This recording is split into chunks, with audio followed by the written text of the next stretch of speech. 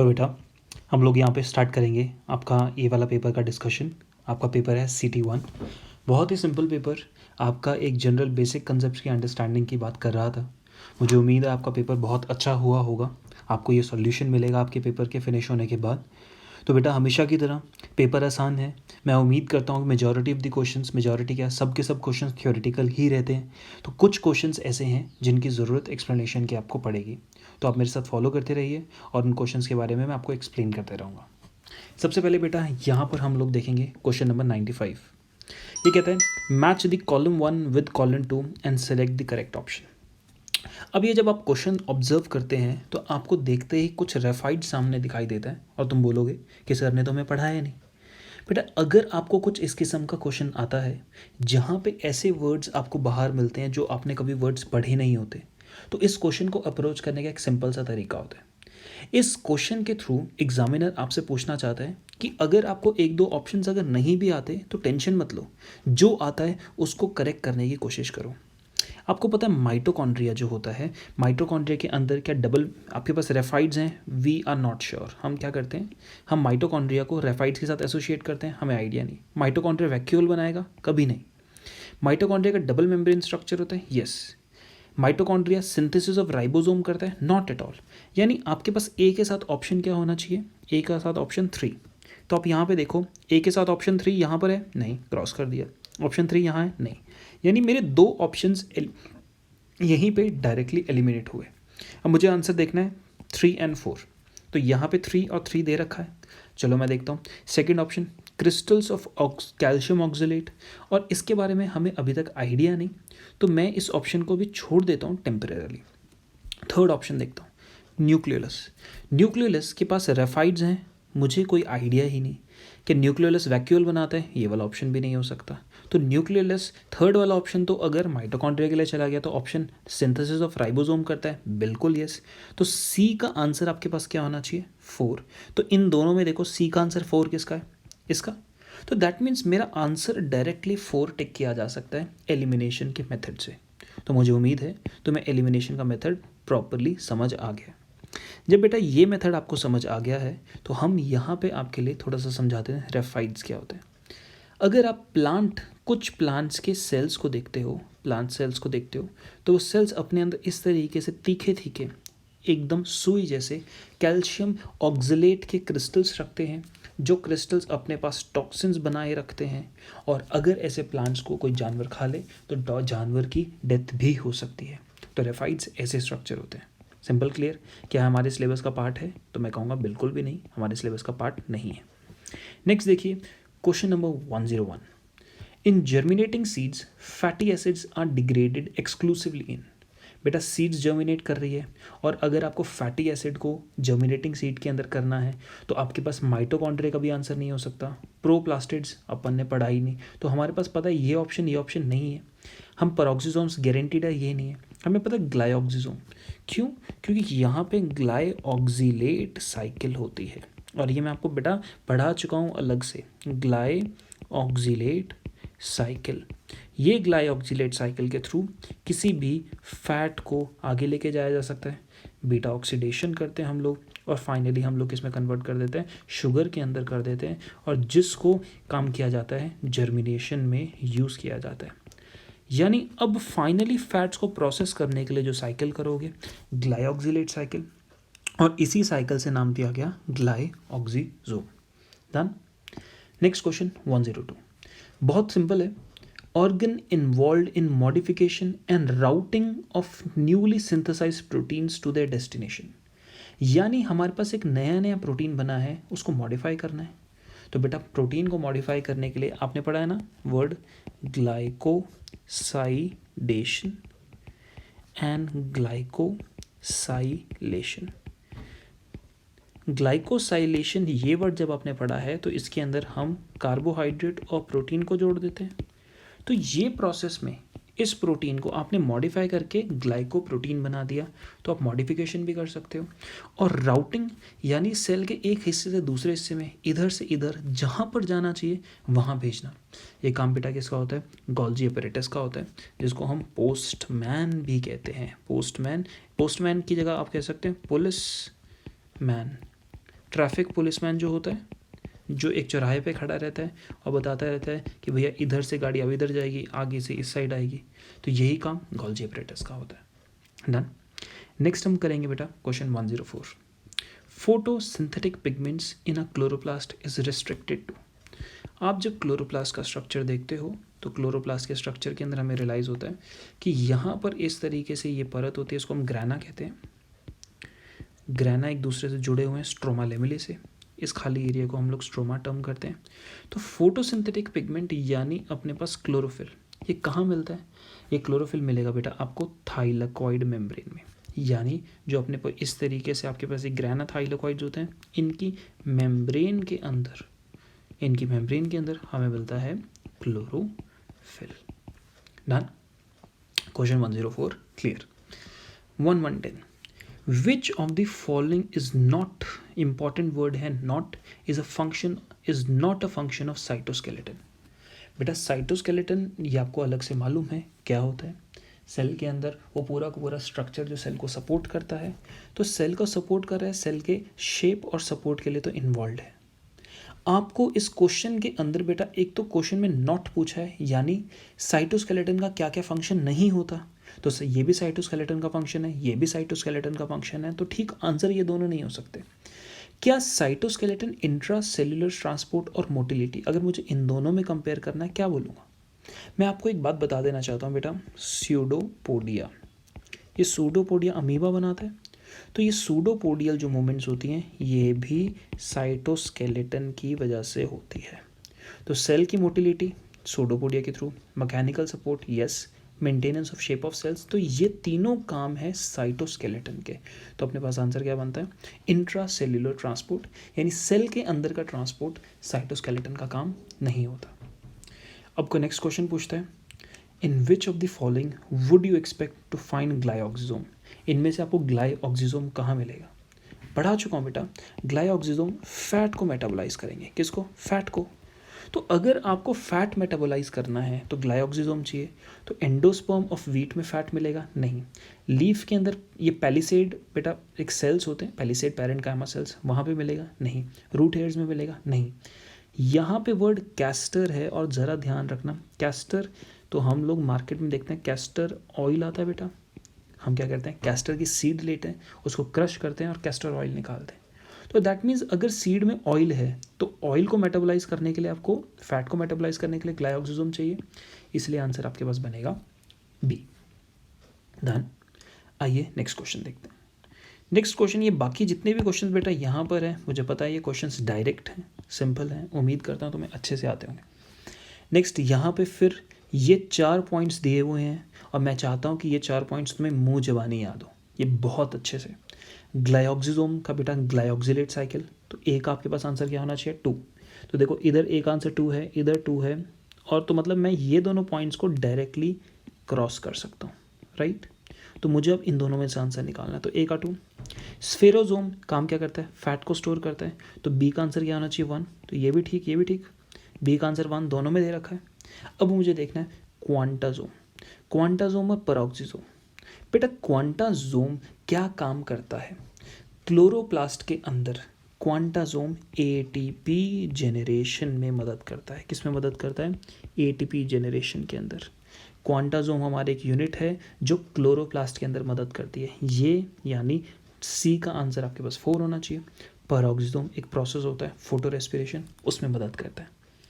आपको अपने नोट्स में बेटा मैंने आपको क्वांटाजोम बताया था, तो अगर आपको पता था तो सी का आंसर आप 4 टिक करके आंसर 1 को पहुंच सकते थे।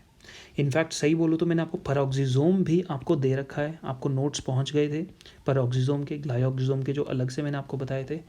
तो बेटा क्वेश्चन को अप्रोच करना ज़्यादा ज़रूरी होता है, ये बात समझ लीजिए। जब आप कभी भी पेपर सॉल्व करते हैं तो most of the times we don't read, हम अच्छे से रीड नहीं करते। जैसे इस क्वेश्चन में, क्वेश्चन 117 में देखो, which is not a constituent of cell membrane, और कभी कभार हम नॉट पढ़ना भूल जाते हैं, राइट। अब जैसे बोलते हैं सिलेक्ट द इनकरेक्ट पेयर, तो हम इनकरेक्ट पढ़ना भूल जाते हैं, समझ पा रहे हो, इसलिए हम गलती करते हैं। तो आप क्वेश्चन को पहले ध्यान से पढ़िए, दूसरा आप बड़े ध्यान से देखिए कि क्वेश्चन ने पूछा क्या। Next, ER of rapidly dividing cells. अगर आप एक रैपिडली डिवाइडिंग सेल देख रहे हैं तो अगर बेटा सेल, ये अच्छा कंसेप्ट, एक नया कंसेप्ट आप सीखोगे, जब सेल बहुत ही रैपिडली यानी बहुत फास्ट डिवाइड कर रहा है, यानी सेल स्पेसिफिकली मेरिस्टेमेटिक है, तो आपको ये बात समझ लेनी चाहिए उस सेल के अंदर जो ऑर्गेनेलीज होते हैं, क्या जो ऑर्गेनेलीज होते हैं वो लेस डेवलप्ड होते हैं। कैसे होते हैं? Less developed. तो बेटा एंडोप्लाज्मिक रेटिकुलम लेस डेवलप्ड होना चाहिए रैपिडली डिवाइडिंग सेल के अंदर। नॉन फंक्शनल, सॉरी ऐसा नहीं हो सकता। हाईली डेवलप्ड, इतना टाइम ही नहीं है, एब्सेंट पॉसिबल ही नहीं है, आंसर लेस डेवलप्ड ही होना चाहिए। Next question, read the following statements. आपको ये सारे स्टेटमेंट्स दिए, how many of the above statements are incorrect. हमें गलत स्टेटमेंट बताने। तो देखा, पहला पढ़ते हैं, the shape of the cell may vary along with the age vary with the function they perform. Yes, cells की अलग अलग शेप हो सकती है, वो अलग अलग शेप्स प्रिडोमिनेंटली उनके फंक्शन की वजह से हो सकती है। सही। Nerve cells are some of the longest cells, indeed 1-1 metre की लेंथ तक पहुंच सकते हैं। Largest isolated single cell is the egg of ostrich. बिल्कुल बेटा, जो ये एक एग होता है, दिस इज वन सेल, ये बात ध्यान रखना, one egg represents one cell. तो ऑस्ट्रिच का जो एग होता है वो बहुत बड़ा होता है, कई केजीज में होता है, तो it is the largest single isolated cell. Blue green algae, अब ब्लू ग्रीन एल्गी को बेटा हम लोग क्या कहते हैं? Cyanobacteria. तो बेटा ये साइनो बैक्टीरिया यानी ब्लू ग्रीन एल्गी है, तो ये यूकैरियोट होगा कि प्रोकैरियोट? ऑब्वियसली प्रोकैरियोट होगा। तो blue green algae is a eukaryote, ये स्टेटमेंट गलत। Prokaryotic cells are generally smaller and multiply slowly than eukaryotic cells. नहीं बेटा, आपने ऑब्जर्व किया होगा, ह्यूमन सेल को लगते हैं 24 घंटे, ई कोलाई को लगते हैं 20 मिनट्स। डिपेंड करता है आप किस किस्म के सेल को देख रहे हैं। याद रखिएगा, प्रोकैरियोट्स हमेशा फास्ट डिवाइड करते हैं और यूकैरियोट्स अपने पास स्लो डिवाइड करते हैं। ये इंपॉर्टेंट फैक्ट है। जो चीज़ यूकैरियोटिक स्ट्रक्चर कॉम्प्लेक्स होता है, तो इसलिए यहाँ पे स्लो डिवीजन देखने को मिलती है। समझ पाए? और क्वेश्चन में गलत पूछा था, तो ये तो मुझे पता है कि पक्का गलत है, यानी ये हमारे पास 4 होना चाहिए। आधा सेंटेंस सही है, लेकिन आधा सेंटेंस मल्टीप्लाई अगर स्लोली आपने फोकस नहीं किया तो आप गलती कर सकते थे। तो आधा सेंटेंस जो गलत था उसको स्पॉट करके आंसर 2 बन जाता। 125 के बाद भाई आइए बेटा क्वेश्चन नंबर 132 में। Read the following statements and check out the option with incorrect statements with respect to prokaryotes. आपको स्टेटमेंट देखने की गलत हो प्रोकैरियोट्स को सोचते हुए, समझते हुए। Prokaryotic cells envelope consist of tightly bound 3-layered structures with outer to inner arrangement. outer to inner, बाहर से अंदर अरेंजमेंट क्या दे रखी है? Outer to inner arrangement as, बाहर इन्होंने बोला है सेल मेम्ब्रेन होगी, उसके बाद बोला है ग्लाइकोकैलिक्स होगा, और तीसरा का बोला है सेल वॉल। क्या बेटा ऐसा होता है? कभी भी नहीं होता है। अगर हम समझते हैं तो हमें देखने को मिलता है बेटा, आउट से देखते हैं तो सबसे बाहर मिलता है ग्लाइकोकैलिक्स, उसके बाद सेल वॉल, फिर सेल मेम्ब्रेन। तो इनर मोस्ट क्या होनी चाहिए थी? Cell membrane. यहाँ पे इनर मोस्ट सेल वॉल दिखा रखी है, आउटर मोस्ट सेल मेम्ब्रेन दिखा रखी है, तो ये स्टेटमेंट गलत हो जाएगा। तो this is a wrong statement. Mesosome and chromatophores are cell membrane extensions, ये स्टेटमेंट सही।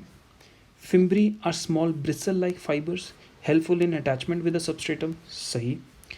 Thin filamentous extension from the cell wall of the bacteria is called as flagella, आपके पास आंसर सही। तो गलत कौन सा स्टेटमेंट हुआ? समझ गए? आसान था। क्वेश्चंस को बेटा सिर्फ आप खुले दिमाग से सोच समझ के क्वेश्चन के स्टेटमेंट को सही से पढ़ के बेटा अगर आप अप्रोच करेंगे तो मुझे नहीं लगता आप कभी भी परेशान होंगे। नेक्स्ट क्वेश्चन अच्छा है, select the correct option. Anthocyanin, glycoprotein, Rubisco and succinic dehydrogenase. कमाल की बात यह है कि आपने सक्सिनिक डिहाइड्रोजिनेस अभी तक नहीं पढ़ा है। रुबिस्को आप बायोमोलिक्यूल्स में पढ़ चुके हैं। आप ग्लाइकोप्रोटीन्स और एंथोसियानिन्स बेटा ये मैं पढ़ा चुका हूँ with in this chapter he. Glycoproteins किसकी वजह से, चलो एंथोसियानिन से स्टार्ट करते हैं। एंथोसियानिन वैक्यूल के अंदर बैठे हुए पिगमेंट्स हैं, तो ऑप्शन नंबर ए का आंसर क्या होना चाहिए? 3। तो यहाँ पे ए के साथ 3 है, नहीं। 2 के साथ 3 है, नहीं। यहाँ पे थर्ड ऑप्शन में ए के साथ 3 है, नहीं। तो आंसर बिना देखे ही पहला ऑप्शन क्लिक करते ही हमारा सही हो गया। कभी कभार हमें ऐसा लगता है कि क्वेश्चन हमें नहीं आता है, हम भूल गए हैं, उससे भी फ़र्क नहीं पड़ता है, आपको फिर भी क्वेश्चन को बेटा अप्रोच करना है। अप्रोच करते वक्त आपको रियलाइजेशन होती है कि कुछ ऑप्शंस, कभी सिर्फ एक ही ऑप्शन देख के मेरा आंसर निकल जाता है। तो ग्लाइकोप्रोटीन्स जो ग्लाइकोसाइलेशन से बनते हैं वो गोल्जी बॉडीज़ में बनते हैं। रुबिस्को बेटा सबसे आपके पास क्लोरोप्लास्ट के अंदर मिलने वाला ऐसा एंजाइम है जो कार्बन की फिक्सेशन करता है। तो आपके पास सी का 4 होना चाहिए आंसर, बी का 1, ए का 3। एंड सक्सिनिक डिहाइड्रोजिनेज बेटा अपने को मिलता है माइटोकॉन्ड्रिया की इनर मेम्ब्रेन के पास। और इस सक्सिनिक डिहाइड्रोजिनेज अगर बायोमोलिक्यूल्स पढ़ा है तो मैं कहूँगा वहाँ पे भी मैंने आपको सक्सिनिक डिहाइड्रोजिनेज को पढ़ाया था मैलोनेट के साथ कॉम्पिटिटिव इनिबिशन में। ये एक बहुत ही क्रेब साइकिल का इम्पॉर्टेंट रिएक्शन के को काम करने वाला, यानी इंपॉर्टेंट रिएक्शन में यूज़ होता है ये वाला एंजाइम। तो आई बिलीव 133 क्लियर हुआ। Next, movement of cytoplasm around a vacuole. ये सेल है, ये वैक्यूल है और साइटोप्लाज्म इस तरीके से गोल गोल घूम रहा है। इसको बेटा हम साइटोप्लाज्मिक स्ट्रीमिंग टर्म करते हैं, या फिर इसको हम क्या बोल सकते हैं, साइक्लोसिस। तो आंसर आपके पास स्ट्रीमिंग, ये आंसर बनता है। Next question number 137। 137 को बेटा क्वेश्चन देख के हमें ऐसा लगता है यार इतनी तो ये सब चीज़ें हमें ध्यान नहीं आ रही यार, हमने तो पढ़ी ही नहीं। बट अगर आप थोड़ा सा ध्यान दोगे, प्लेनेरिया एनसीईआरटी का पार्ट है, तो एक आंसर क्या होना चाहिए, एस। एक answer yes, tick, direct. Pork tapeworm, Taenia solium, C का क्यों होना चाहिए था। जब मुझे ए और सी गारंटीड पता तो टेंशन खत्म। बेटा इसका पूरा नाम पढ़ेंगे तो लिवर फ्लूक। लिवर फ्लूक हमारे पास क्या होता है, फैसियोला हिपैटिका। लिवर वर्ड है, हिपैटिका वर्ड है, यहीं से अपने को याद आ जाता है। Beef tapeworm, Taenia saginata. इस क्वेश्चन को पढ़ने के बाद अब मैं आपसे एक होमवर्क कहूँगा। इस क्वेश्चन को पढ़ने के बाद आप याद रखेंगे बीफ टेप वॉर्म। ये जब भी बीफ टेप वॉर्म आएगा तो टीनिया सैजिनेटा बोला जाएगा। पॉर्क टेप वॉर्म आएगा टीनिया सोलियम। इसको कहीं लिख लो, कहीं अपने हाथ पे लिख लो, अपने माथे पे लिख लो, जहाँ मर्जी लिखने की मन है, अपने दीवारों पे बड़ा बड़ा, अपने घर के बाहर लिख लो, लेकिन ये याद होना चाहिए। Taenia saginata beef tapeworm, Taenia solium is pork tapeworm. Done. 37 से आगे बढ़ते हैं। 41 बेहद सिंपल क्वेश्चन। आपको यहाँ इस क्वेश्चन में टिक करने का सिर्फ बताने का पर्पस क्या था बेटा, बाइल जूस के अंदर कोई भी नो एंजाइम, एक भी एंजाइम नहीं होता। ये बहुत ज़्यादा इंपॉर्टेंट बात है। अक्सर इस क्वेश्चन के अंदर हम लोग कंसेप्ट बेकार होने की वजह से गलती करते हैं, बट मैं उम्मीद करता हूँ आपको ये आता था। नेक्स्ट बुक बेटा आगे बढ़ते हैं। आगे बढ़ते बढ़ते क्वेश्चन 149 पे आते हैं। इसने कहा which following are the characters present in platyhelminthes. इनमें से ये सारे जो कैरेक्टर्स दिए हुए हैं ये प्लैटीहेल्मिन्थेस में पड़े हैं। अब इनके अंदर से कौन कौन से हैं, कौन कौन से नहीं, देखते हैं। सम कुछ absorb nutrients from the host directly through the body surface, 100% right. Digestive system incomplete है, यस। फ्लेम सेल्स और protonephridia help in excretion and osmoregulation, सही। Hooks and suckers are present in parasitic form, सही। Hermaphrodite, yes. हर proglottid के अंदर आपके पास female and mail दोनों मिलता है, हर्माफ्रोडाइट। और बेटा क्योंकि आपके पास अगर इतना बड़ा प्रोग्लॉटिड है, यहाँ पे मेल फीमेल दोनों फॉर्म्स मिलेंगे, तो अपने ये गैमेट्स बना के यहीं पे जाइगोट यानी फर्टिलाइजेशन कर देंगे। तो इंटरनल फर्टिलाइजेशन और इनडायरेक्ट डेवलपमेंट होती है, बहुत सारे लार्वल स्टेजेस होते हैं, यस। आपको ये सारी की सारी बातें बेटा एनिमल किंगडम में इफेक्टिवली पढ़ाई जा चुकी हैं। तो अगर आपको ये वाली बात क्लियर हो गई तो सारे के सारे सेंटेंस सही हैं, तो ऑल ऑफ दीज इसका आंसर बनेगा। यहाँ तक डन। और इतने डन के बाद क्वेश्चन नंबर 169 देखिए ध्यान से। विच of the following statement is true regarding digestion and absorption of food in humans. इनमें से कौन सा स्टेटमेंट सही है। About 60% of starch is hydrolysed bye salivary amylase in the mouth.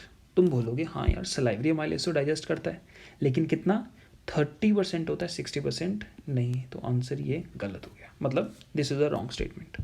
हमें कौन सा स्टेटमेंट बताना है, true. Procarboxypeptidase is activated by enzyme enterokinase secreted by intestinal mucosa, no. Trypsinogen इसको एक्टिवेट करता है एंटेरोकाइनेज इनटू ट्रिप्सिन, और ये ट्रिप्सिन प्रोकार्बोक्सीपेप्टाइडेज को कार्बोक्सीपेप्टाइडेज के अंदर कन्वर्ट करता है, तो ट्रिप्सिन इसको कन्वर्ट करता है। तो ये स्टेटमेंट भी गलत।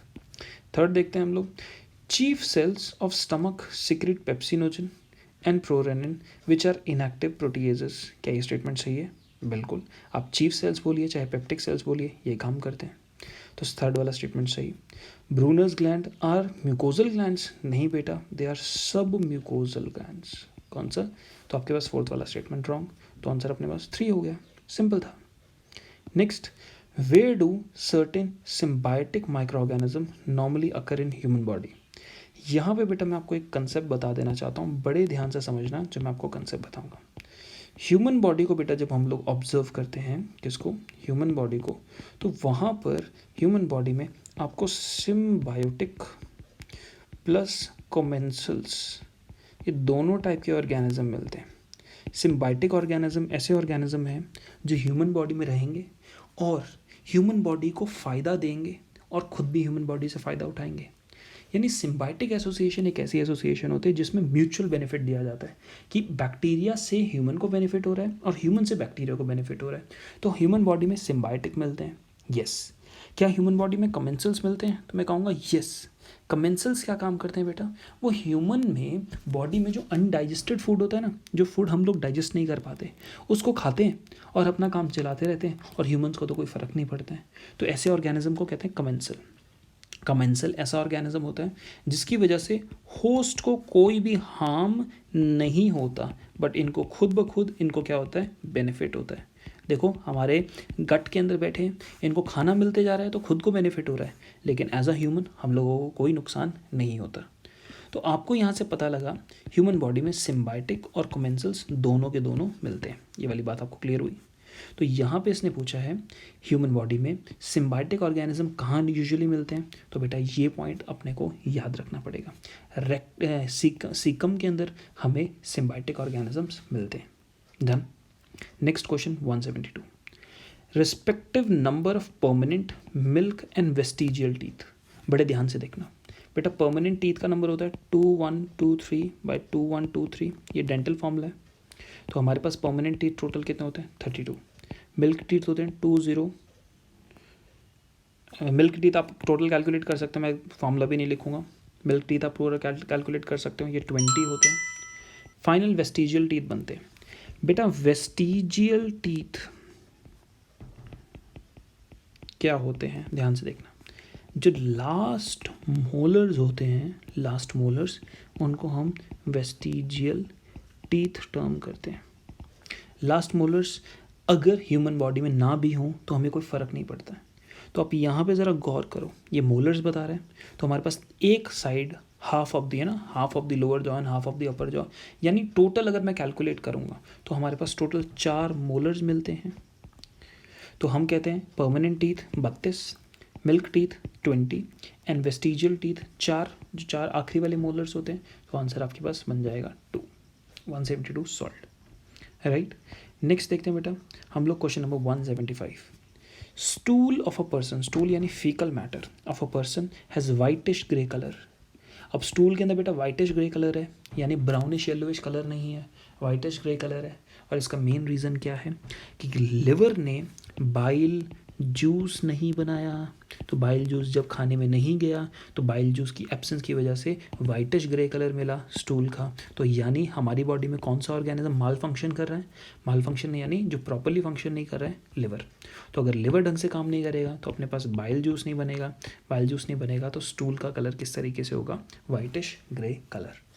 लास्ट है 180, symbiotic bacteria present in intestine of most primates. Yes, primates क्या होते हैं? जैसे ह्यूमंस, जैसे एप्स, ये सारे के सारे हम लोग बेटा प्राइमेट ऑर्डर होता है, ऑर्डर प्राइमेटा, उसके पार्ट्स होते हैं। जैसे जो बंदर जैसे होते हैं ना हम लोग सारे के सारे। तो symbiotic bacteria present in intestine of most primates which synthesise vitamins. अब ज़रा अच्छे से देखना, सिम्बायोटिक बैक्टीरिया है तो ह्यूमंस को बेनिफिट दे रहा होगा, और यहाँ पे क्या सिंथेसाइज करता है? वाइटामिन्स सिंथेसाइज करता है। क्या सिंथेसाइज करता है बेटा? वाइटामिन्स। तो मैंने आपको अभी बोला था ना, जब भी सिम्बायोटिक होगा तो वो ह्यूमन में कोई ना कोई बेनिफिट दे रहा होगा। सिम्बायोटिक था, ह्यूमन बॉडी के अंदर वाइटामिन्स सब करता है। अगर आपको इसका आंसर भी नहीं मालूम था तो बेटा थोड़ा सा दिमाग लगाओ। एंटामोइबा हिस्टोलाइटिका, ये प्रॉब्लम कॉज करता है अमीबिक डाइसेंटरी, तो हमें इससे नुकसान होता है, फ़ायदा नहीं। एंटामोइबा जिंजिवैलिस ये गम्स जो होते हैं ना हमारे मसूड़े, उनके अंदर इन्फेक्शन कॉज करता है। और ये ई कोलाई होता है, ये हमारा ऐसा बैक्टीरिया जो हमें बेनिफिट देता है, ये वाइटामिन की production with in the intestine रह के करवा सकता है।